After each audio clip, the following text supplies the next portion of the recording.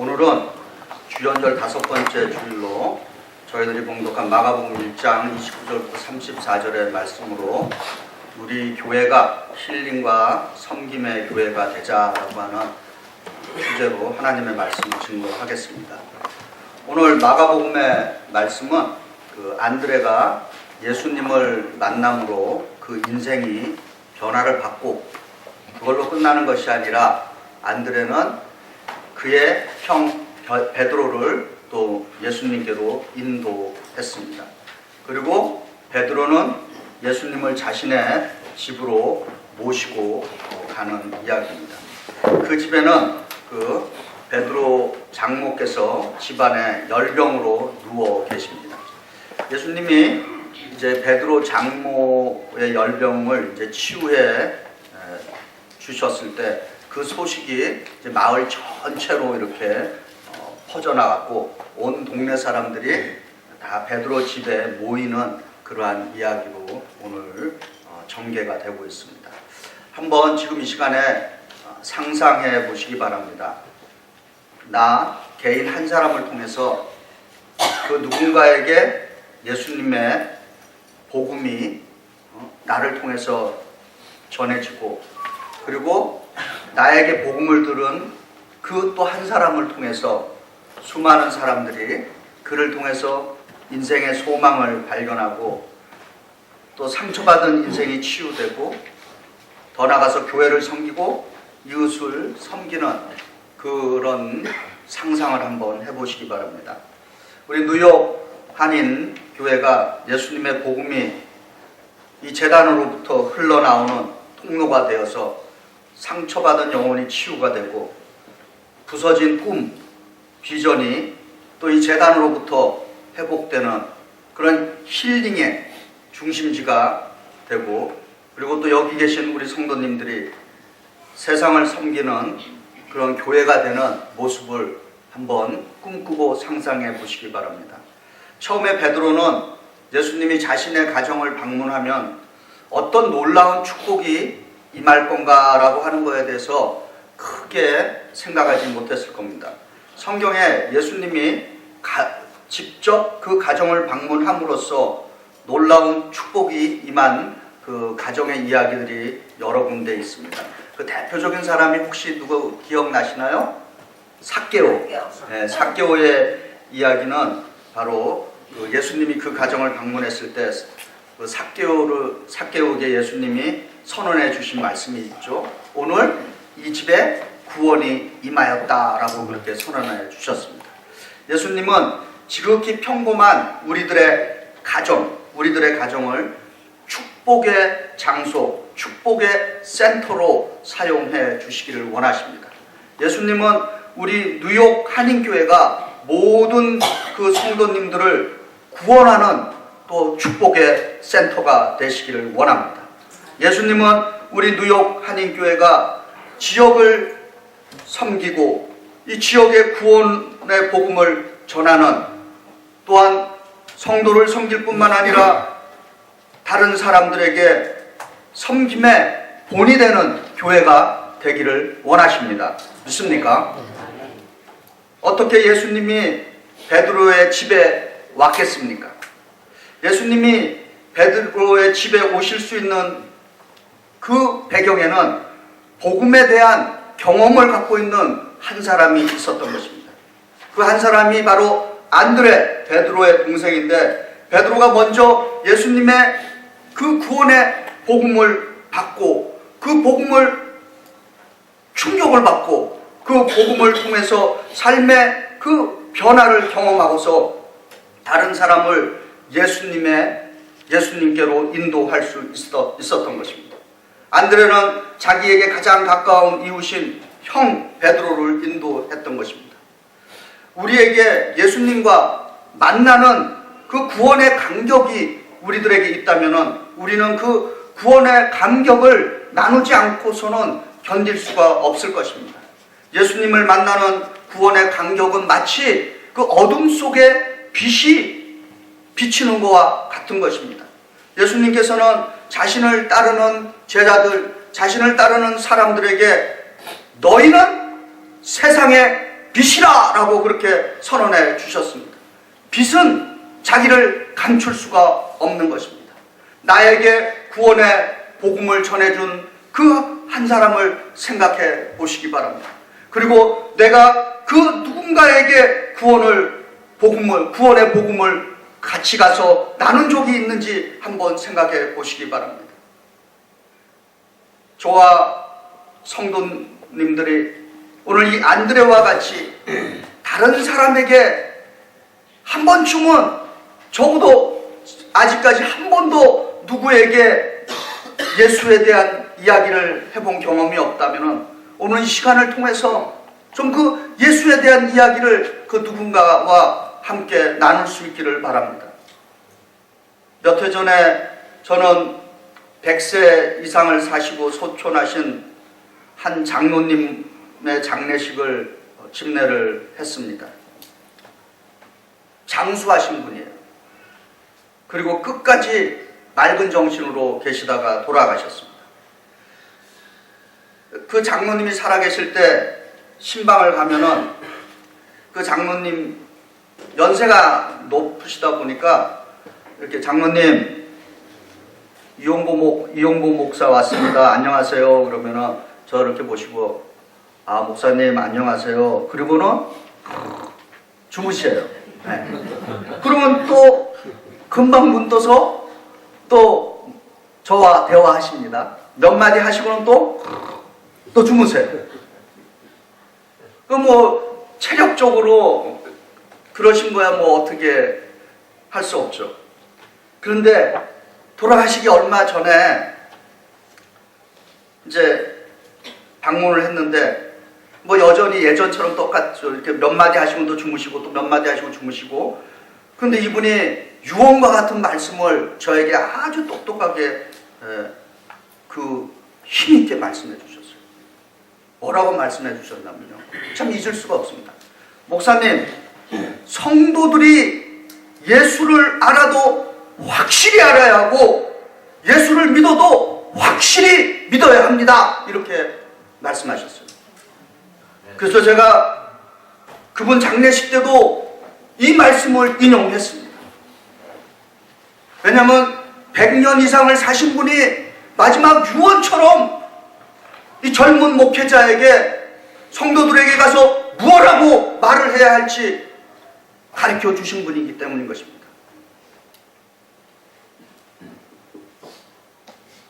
그 누군가에게 예수를 알려주기 위해서, 그 누군가에게 예수님이 누군가에 대해서 함께 쉐어링을 해보려면 적어도 내 스스로가 먼저 예수님을 만난 그 감격, 그 경험이 있어야 되는 것입니다. 오늘 여기 계신 분들 가운데 아직 예수님을 인격적으로 만나지 못했다 할지라도 포기하지 마시기 바랍니다. 계속해서 예수님을 인격적으로 1대1로 좀 만나게 해달라고 강구하시길 바랍니다. 그러면은 예수님을 1대1로 만난 그 인격적인 만남에 대한 간격이 있으면은 이제부터는 남이 시키지 않아도 자연스럽게 내가 만난 예수에 대해서 그 누군가에게 나눌 수 있고 그리고 계속해서 예수에 대해서 얘기할 줄 믿습니다. 이제 이 구원의 복음이 베드로의 집으로 이제 이동을 했는데 오늘 마가복음 1장 30절에 시몬가 열병으로 누워 있는지라 사람들이 곧 그 여자에게 대하여 예수께 여짜온대 그 집안에 베드로의 장모가 열병으로 누워 있습니다. 이 성경 구절은 예수께서 마가복음에서 처음으로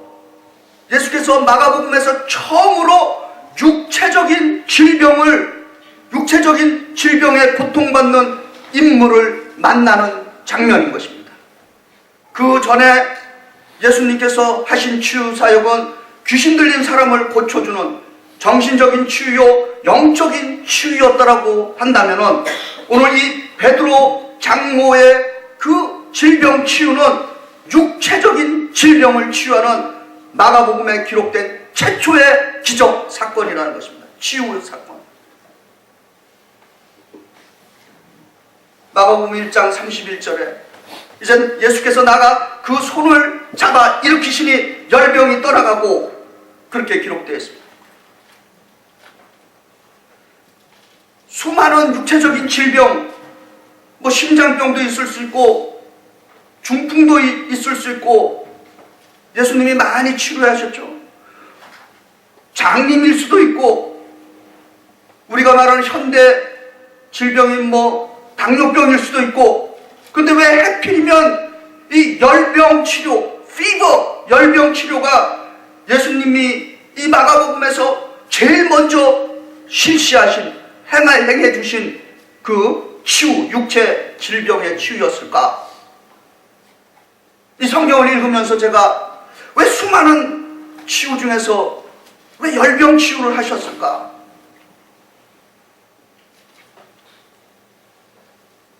자식을 키운 경험이 있으신 분들 많죠.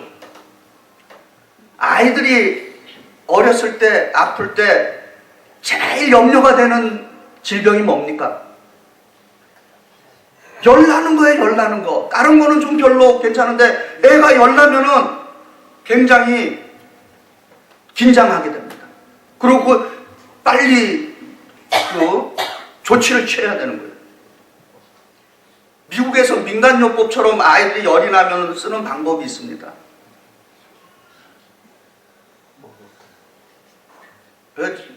저는 주부는 아니지만 제 경험에 의해서 배운 거죠. 베킹소다, 그죠? 베킹소다를 미지근하는 물에 욕조 안에다 풀어갖고 아이를 담그거나 혹은 그 물로 이렇게 닦아주면은 그 열이 신기하게 달아납니다. 열이 떨어져요. 마치 뭐 처음 듣는 것처럼 그러시네. 정말 처음 듣는 분들도 있어요? 저는 캔사스에서 배웠습니다. 네, 그래서 그렇게 사용했어요. 네. 뉴욕이랑 캔사스랑 다르군요.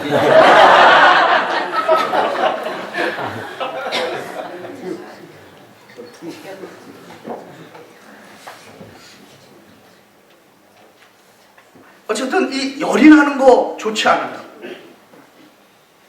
그래서 성경도 우리들에게 영적으로 가리키는 게 뭐예요? 머리는 차고 가슴은 뜨거워라 이렇게 얘기합니다.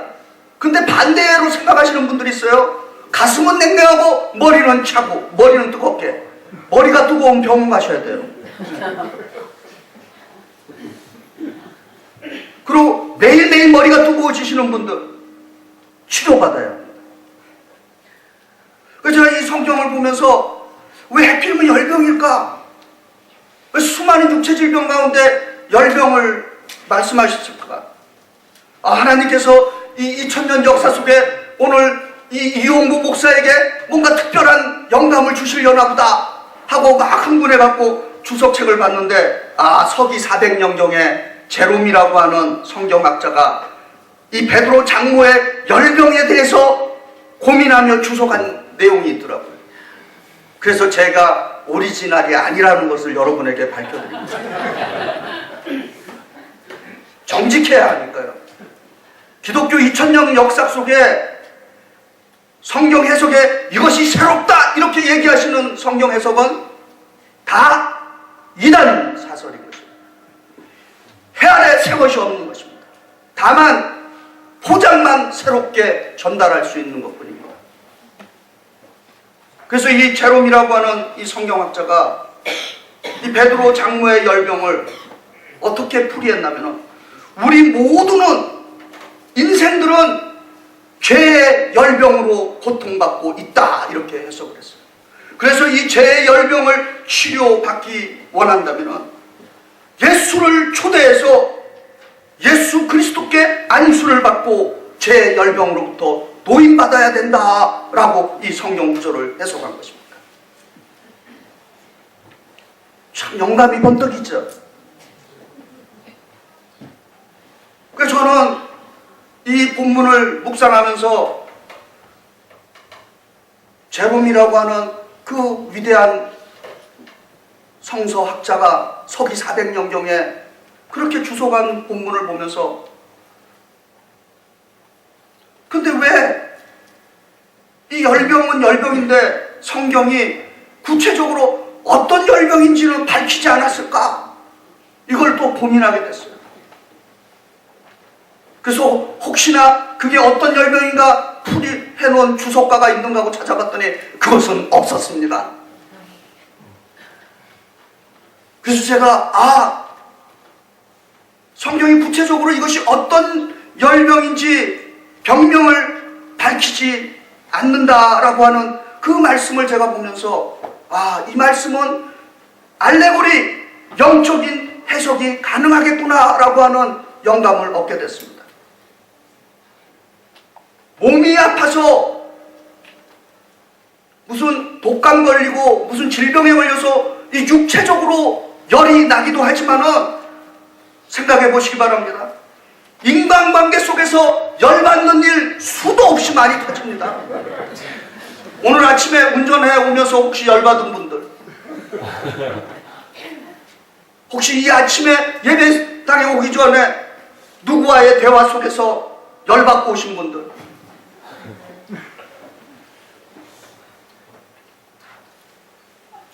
그래서 분내고 성내고 화가 내면은 열이 나게 되어 있어요. 그래서 세상적인 말로 저것이 열받게 만드네? 이제 그렇게 나가는 거죠. 이거 열받고 열을 식히지 못하면은 그 다음에 어떻게 될까요? 사고 치게 되는 것이에요. 그래서 성경은 열을 받아서 그 열을 제대로 다스리지 못하면은 죽음에 이르게 된다고 욥기 5장 2절에 이렇게 증언하고 있습니다. 분노가 미련한 자를 죽이고 시기가 어리석은 자를 멸하느니라. 아멘. 성경은 또한 열받아서 이 분노를 어떻게 대하느냐에 따라서 그가 지혜로운 사람인지 어리석은 사람인지 구분을 하고 있습니다. 그래서 잠언 29장 11절에는 어리석은 자는 자기의 분노를 다 드러내어도 지혜로운 자는 그것을 억제 컨트롤하느니라. 할렐루야. 쉬운 예를 들 필요도 없습니다. 한국 사회는, 우리가 떠나온 한국 사회는 지금 많은 문제가 뭔지 아십니까? 우리 전두구 장로님도 이 세상이 분노로 가득 찼다라고 오늘 기도했어요. 제 설교 보셨는지 우리 상의하지 않았습니다. 한국 사회 분노 조절 기능이 너무나 낮다라고 그렇게 신문에들 나오고 있어요. 어떤 분의 글에서 읽은 것입니다. 분노를 영어로 뭐라 그럽니까? anger, A-N-G-E-R. 근데 이 anger라고 하는 단어 앞에 기자를 붙이면은 danger, 위험한다는 거예요. 위험. anger를 다스리지 못하면 위험하게 되는 거예요. 이거 부정적인 것만 있는 것이 아니에요. 이 anger, A-N-G-E-R에 R자 빼버리고 거기 L자로 딱 대치하면은 오 할렐루야, 분노가 엔젤, 천사가 되는 것입니다. 분노와 천사 사이는 종이 한 장 차이인 것입니다.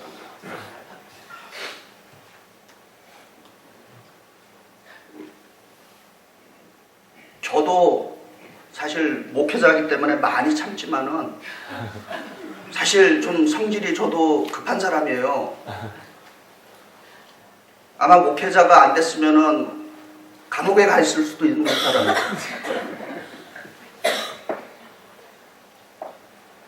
이 시간에 우리가 한번 가슴에 손을 얹고 한번 이렇게 개인적으로 기도해 보시기 바랍니다. 주여, 나에게 안수해 주시사 죄의 열병으로부터 노인받게 하여 주시옵소서. 아멘.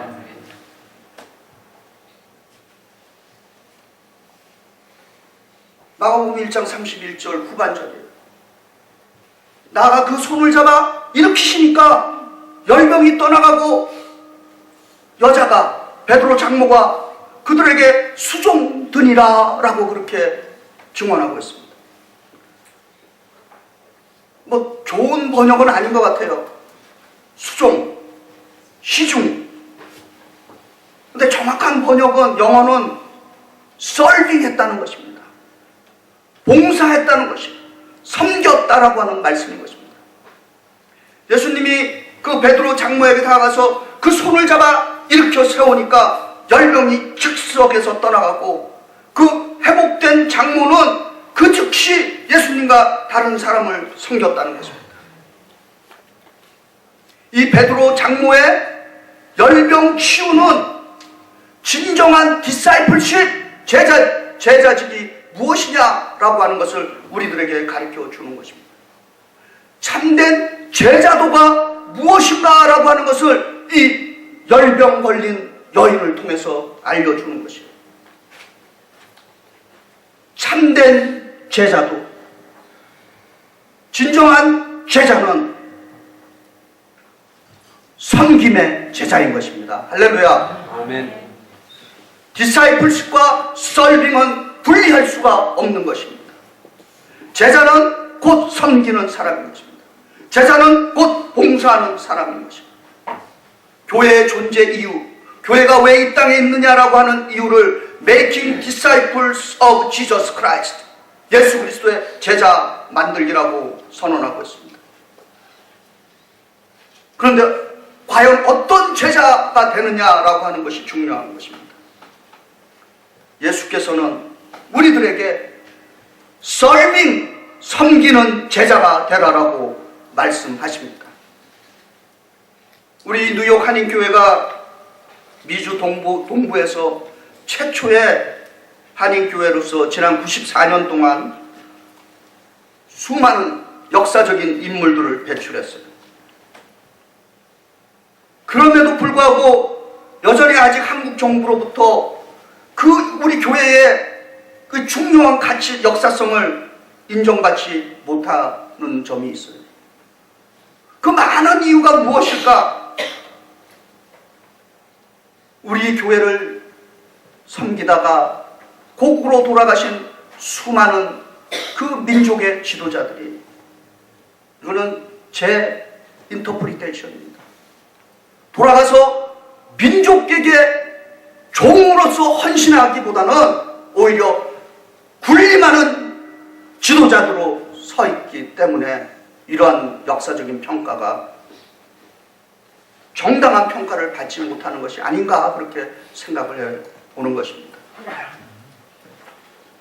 예수님이 우리들에게 가르쳐 주시는 참다운 제자도는 마가복음 10장 45절에 인자가 온 것은 섬김을 받으려 함이 아니라 도리어 섬기려 하고 자기 목숨을 많은 사람의 대속물로 주려 함이로다. 할렐루야.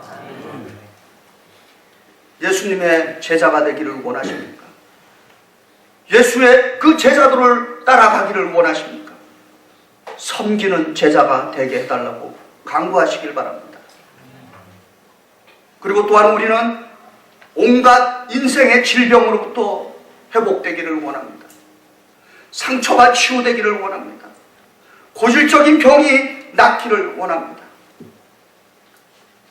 그런데 왜 내가 이 질병으로부터 치유되어야 하는지, 왜 내가 이 병으로부터 회복되어야 하는지 그 목적이 분명해야 하는 것입니다.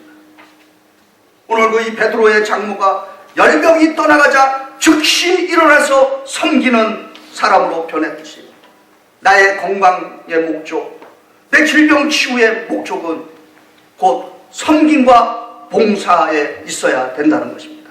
그래서 오늘 질병으로부터 치유받기 원하시는 성도들 계시다면 주님을 섬기고 이웃을 섬기기 위해서 이 질병으로부터 노인받게 하여 주시옵소서, 치유되게 하여 주시옵소서라고 기도할 수 있어야 될 줄 믿습니다.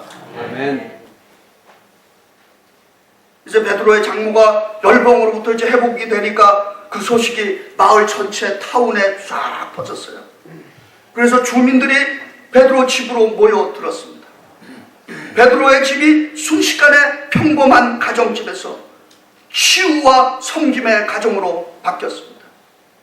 베드로의 집이 평범한 가정집에서 복음의 센터로 바뀌었습니다. 우리 뉴욕 한인교회가 복음의 센터, 치유의 센터, 회복의 센터가 되어야 할 줄 믿습니다. 아멘. 그날 베드로의 집과 그 타운의 거리에는 기쁨의 춤과 찬양이 울려 퍼지는 축제의 마을이 됐을 겁니다. 이 모든 놀라운 복음의 사건과 이 치유의 축복이 베드로의 집에서 일어난 것입니다. 우리 교회 70년사인 강변에 앉아서 울었노라에 보면은 한문익이라고 하는 성도에 대한 이야기가 거기에 기록되어 있습니다. 이 한문익 성도님은 1884년 10월 15일 대구 동문내 수구문동에서 태어났어요.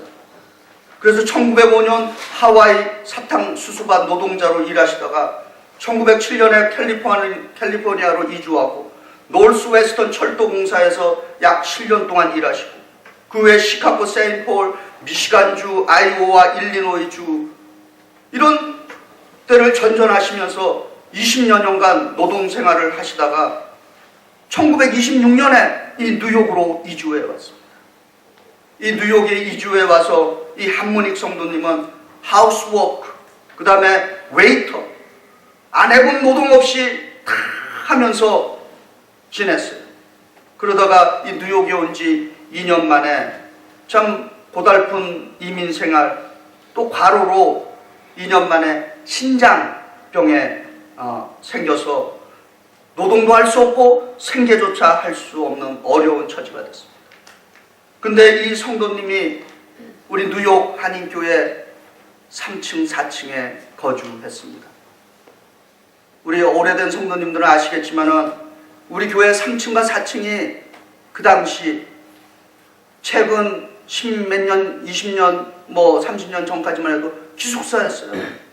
현재 이 뉴욕, 뉴저지에서 정착하신 분들 가운데 연세 드신 분들 가끔 저한테 우리 교인이 아니시지만은 목사님 제가 60년도에 유학 왔을 때 이 교회 3층에서 머물렀어요, 4층에서 머물렀어요, 그렇게 말하시는 분들 여러 번 만났어요. 그럴 때마다 제가 꼭 한마디 덧붙입니다. 이제 거의들 다들 장로님 되셨어요. 그래서 장로님 저희 교회 건축이 있는 거 아시죠? 기억해 주시기 바랍니다. 그럼요. 이 한문익 성도님이 세인룩, 우리 여기 근처 세인룩 병원에 다니시면서 우리 교회에서 통원 치료를 받으셨습니다. 이 한문익 성도님은 1945년 4월 8일 해방되기 한 주 전이죠. 거의 61세 나이로 임종하셨습니다. 이 한문익 성도님에 대해서 우리 교회 70년 역사책에 이렇게 기록하고 있어요. 한시의 성품은 극히 온화하고 순결하다. 그는 한학에도 박식할 뿐 아니라 신학문에도 상식상 보통 이상이다. 그는 우리 민족과 국가의 중흥을 바라고 자기의 건강은 약했지만 후업의 장래를 위하여 염려했고 그는 가히 군자적 태도로 파괴적 언동은 전혀 하지 않고 언제나 건설적으로 타인의 성공을 기도하는 뉴욕 한인교회 남자의 지보적인 존재다라고 그렇게 기록해 놓았습니다. 1920년대와 30년대 나라 없이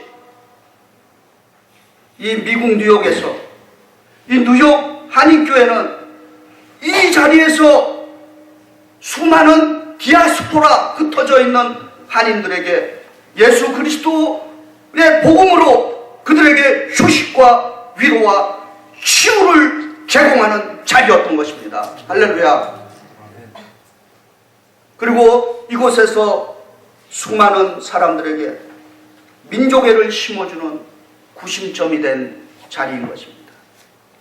이제 2014년을 살아가고 있는 우리 성도님들과 이 뉴욕 한인교회는 여전히 우리는 역사의 맥을 이어서 계속해서 이 자리를 통해서 예수 그리스도의 복음을 통해서 이곳에서 이 뉴욕 한인교회를 통해서 세상을 섬기는, 세상을 섬기고 봉사하는 지도자들을 배출하고 수많은 유학생들과 젊은 세대들과 어린 자녀들과 청소년들과 우리 한인 어른들에게 꿈을 주고 위로와 격려와 힐링을 주는 복음의 센터가 되도록 우리 함께 기도해 주시고 협력해 주시기를 바랍니다.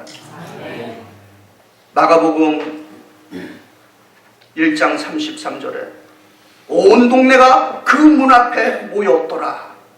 온 동네가 그 문 앞에 모였더라가 우리 뉴욕 한인교회 성취되시는 말씀이 되기를 소망합니다. 저는 한 비전을 봅니다. 이 뉴욕 한인교회를 통해서 예수 그리스도를 만나서 구원의 복음을 체험하고 그리고 예수 그리스도를 통해서 인생의 모든 질병에서 치유되고 꿈을 회복해서 세상을 섬기는 예수 그리스도의 제자들이 이 성전에서 끊임없이 나오기를 주의 이름으로 축원하는 그 환상을 보게 되는 것입니다.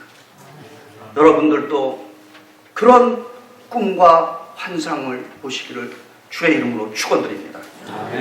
기도하시겠습니다. 사랑과 은혜가 충만하신 하나님, 아버지 하나님께서 원하시는 교회는 교회를 통해서 생명이 구원받고 교회를 통해서 생명이 치유받고 교회를 통해서 섬김의 역사가 일어나기를 원하는 줄 믿습니다. 아멘. 아버지 하나님, 저희들 예수 그리스도를 구세주로 영접하였사오니 이제 참다운 제자의 도를 걸어갈 수 있게 하여 주시옵고 섬기는 그리스도의 제자들로 살아가게 하여 주시옵소서. 우리 뉴욕 한인교회가 이 역사 속에서 끊임없이 섬기는 교회로 세워지게 하여 주시옵소서. 아멘. 치유의 교회로 사용하여 주시옵소서. 아멘. 우리 주 예수 그리스도를 받들어 감사하며 기도드리옵나이다. 아멘. 아멘.